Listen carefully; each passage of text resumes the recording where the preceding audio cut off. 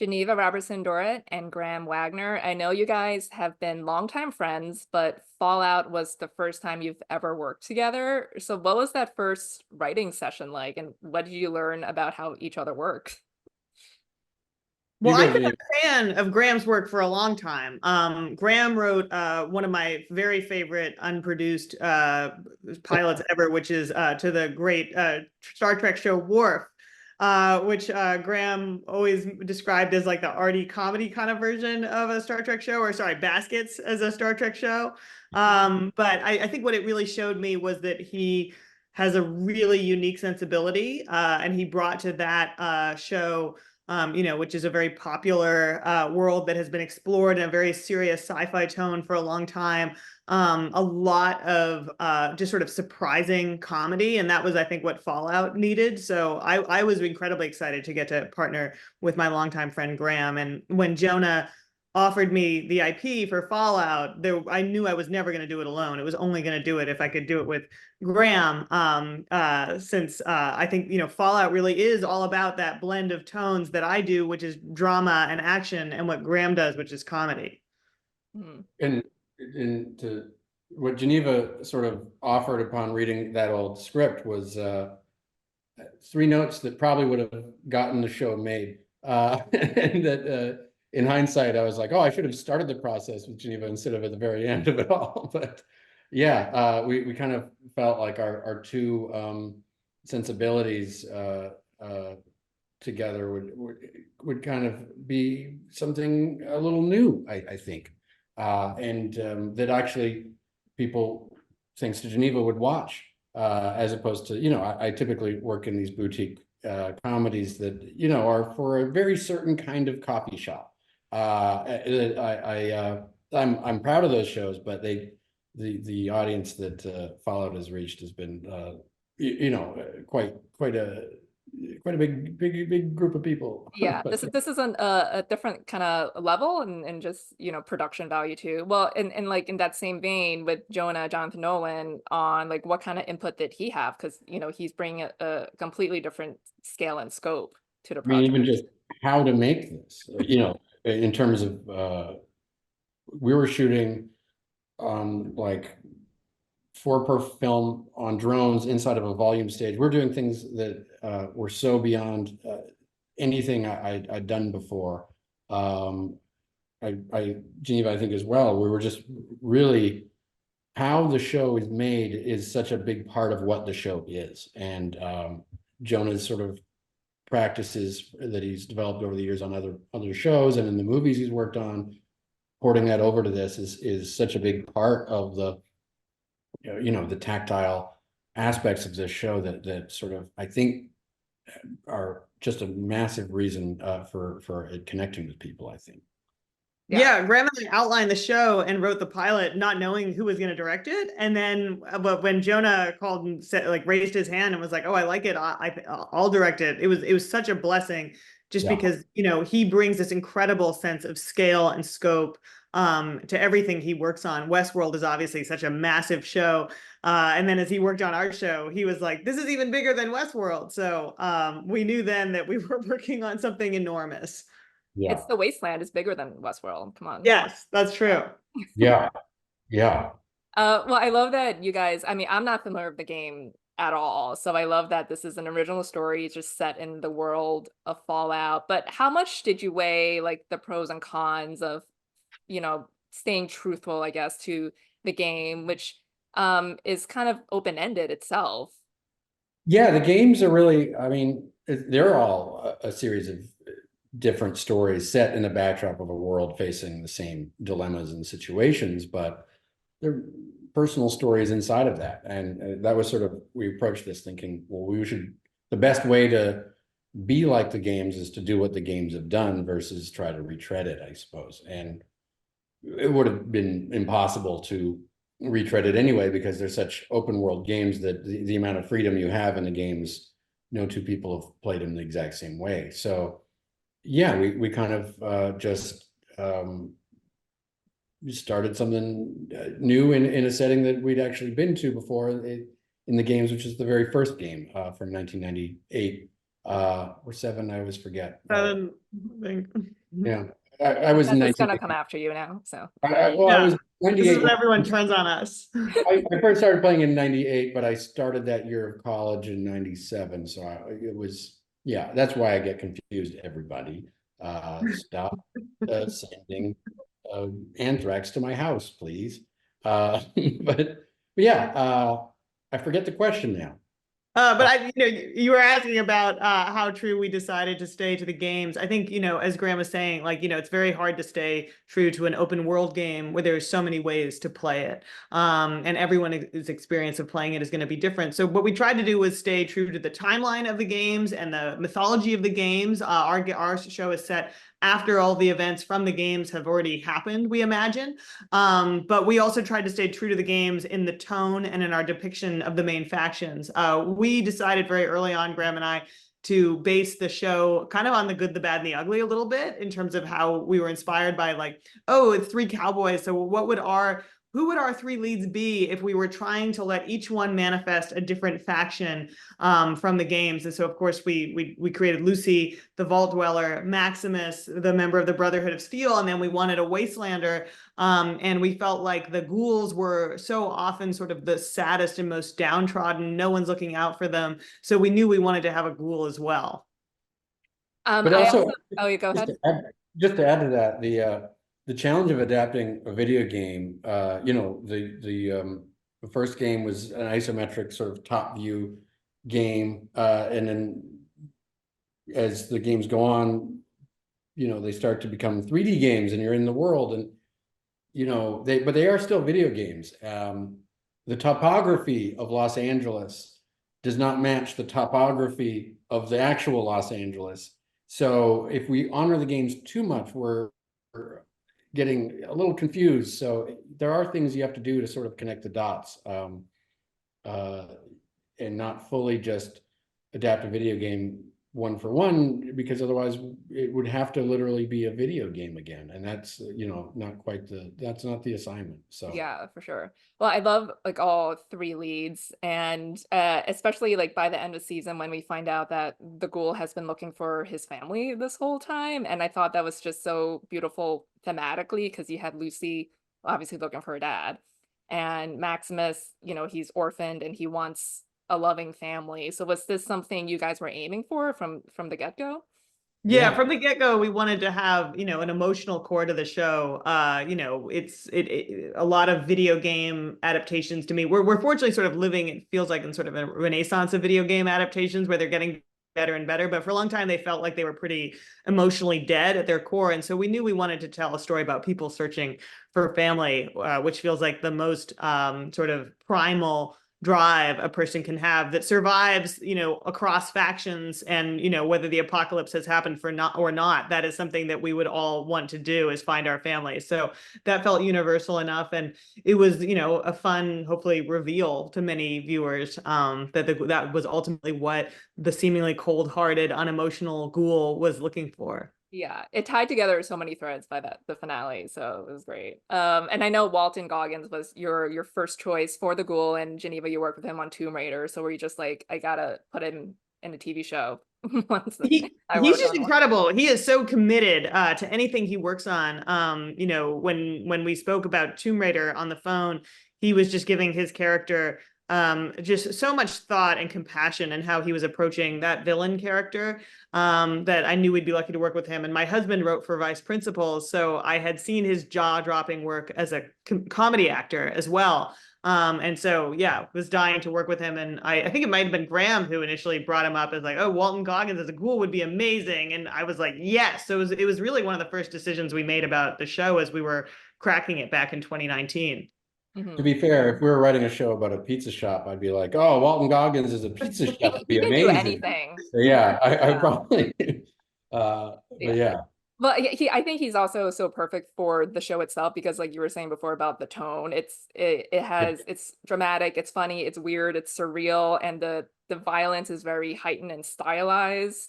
It's gory, but not really, and it's post-apocalyptic, but it's not grim or bleak, right? Like there is like sadness and tragedy to it, but there's still this like brightness to the show itself. So how difficult was it like finding that sweet spot for the show? I mean, it was an ongoing process because we all agreed the show wanted to be a little stylized, and it was stylized in one way with the Brotherhood of Steel, stylized in another way in the Vaults, and stylized yet another way in a town like Philly. So it was about merging these things. And we really just kind of had to reduce it to like, well, we like it, so let's do that. And it was just whatever we liked, we just tried to do. And then we ended up in the editing, like, how do we get these different flavors that we like together? And it became sort of this, discovery process of just like, well, take the most opposite elements in the world and put them right next to each other and make the differences the point. Because, in some of these games, there's characters from different genres. I feel like America today we're living in different genres. Like my life is a low stakes sitcom. And that's not true of everybody, but yeah. I feel like, so much of the big IP that I'd worked on previously on the film side, I've worked on for DC, Marvel, Fast and Furious, Star Trek, just a whole bunch of big projects. You do occasionally with them feel like you're kind of, as you watch, sort of hearing the ideas of a windowless conference room. And that was sort of delightfully not the case on this show. It like Graham said, it really was kind of follow your heart. And I hope sort of the weirdness of what happens when people just make decisions based on their personal taste rather than a lot of focus groups or corporate decision making. I hope it shows. Like, that was sort of a blessing and a unique thing about how we got to work on this project, and we are grateful for it. Yeah, not like built by committee or anything. Yeah. Mhm. Well, I love that the show also kind of takes, some cues from video games. Like the ghoul says, thou shalt get sidetracked by bullshit every goddamn time. Great line.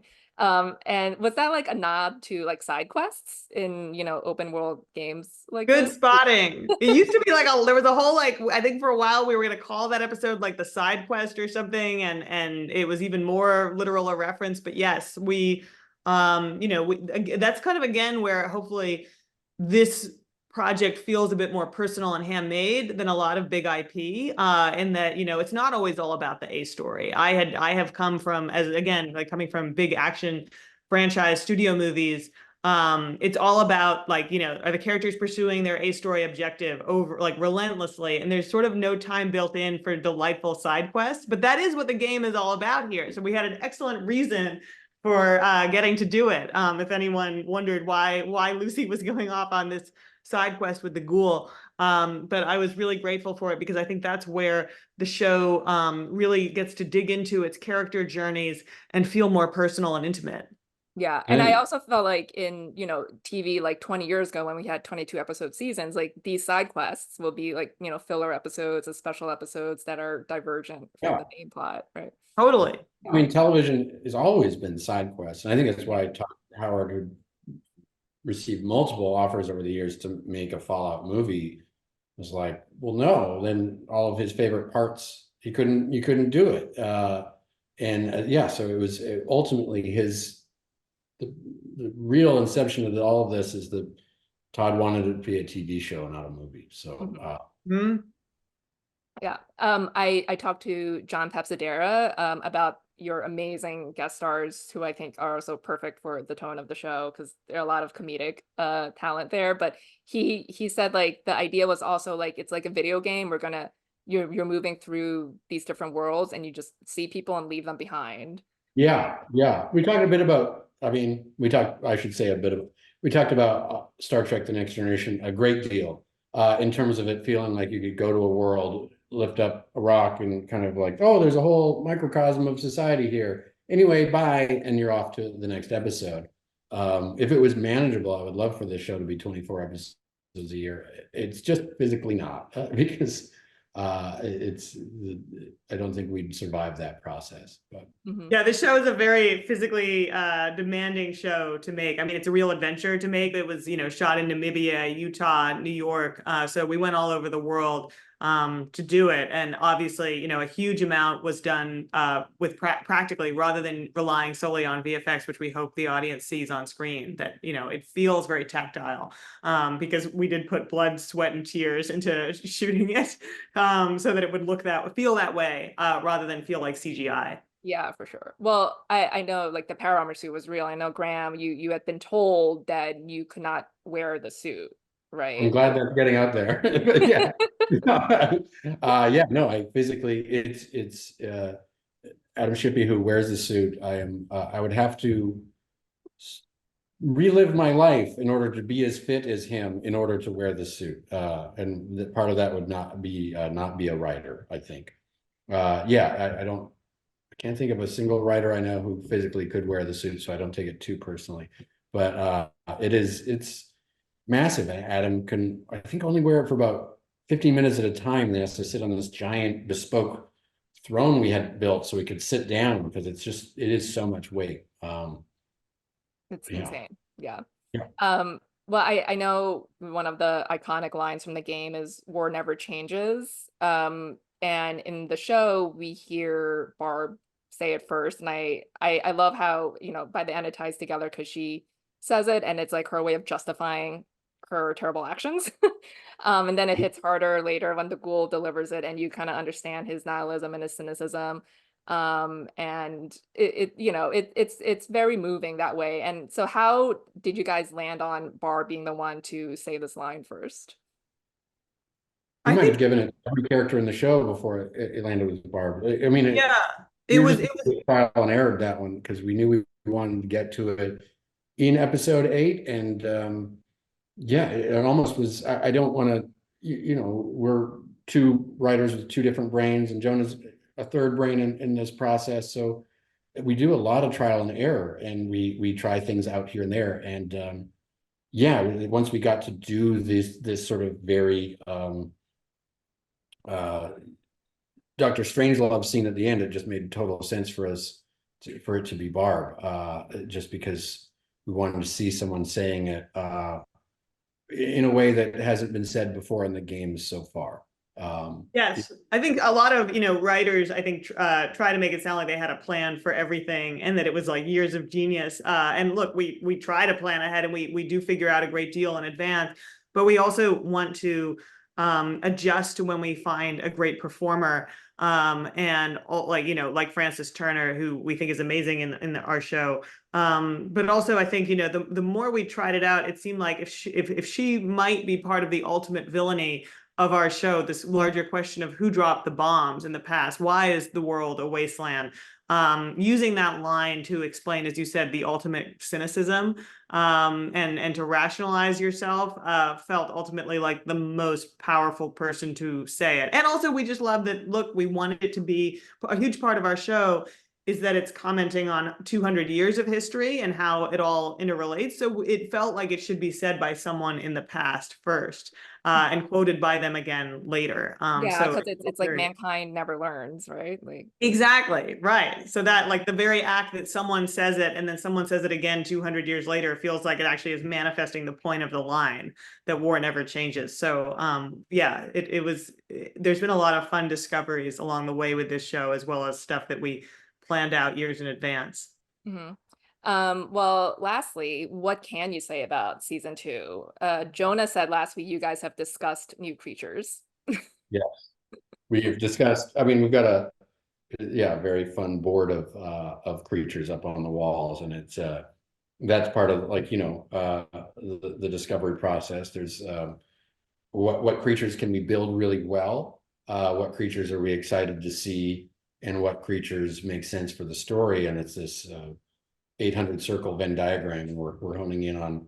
I don't think we want to say which ones, and which man-made creatures as well. But yeah, there's going to be new flavors for sure.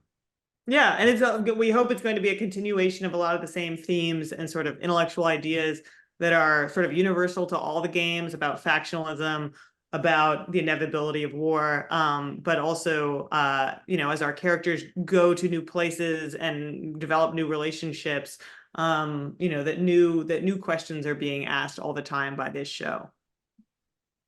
Well, I can't wait to see it. Thanks again for your time. Congratulations again on the show. Thank you. Thank you so much. Really appreciate it.